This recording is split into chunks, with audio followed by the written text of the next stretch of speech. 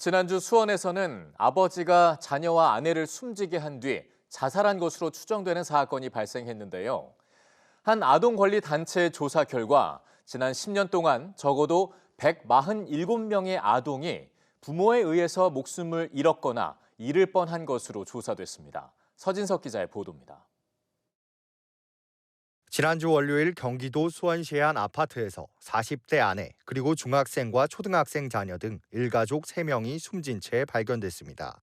남편 A씨는 아파트에서 추락해 숨졌고 경찰은 A씨가 빚 때문에 신변을 비관해 가족을 살해 후 자살한 것으로 추정했습니다.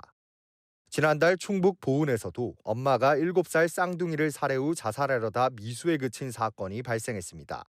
이 같은 자녀 살해 후 자살을 시도하는 사건이 해마다 10건 가까이 발생하는 것으로 조사됐습니다.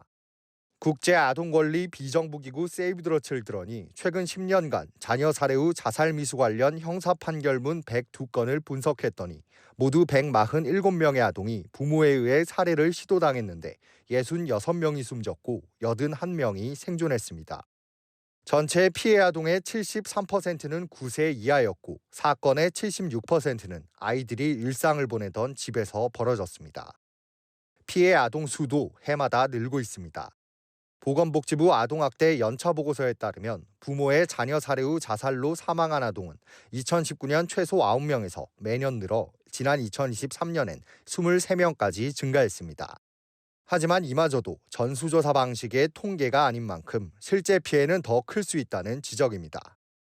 자녀 살해 후 가해자가 사망한 경우에는 공소권 없음으로 사건이 종결되기 때문에 범죄 통계에도 잡히지 않고 생존한 아동이 어떤 보호를 받고 있는지, 그 아동은 안전한지에 대해서 그 이후에 생존한 아동에 대한 국가적 차원의 세이브 더 칠드런 등 아동인권단체는 피해 아동 보호를 위한 범부처 컨트롤타워를 만들고 아동 사망 원인을 촘촘히 분석하는 아동 사망 검토 제도를 도입해야 한다고 강조했습니다. EBS 뉴스 서진석입니다.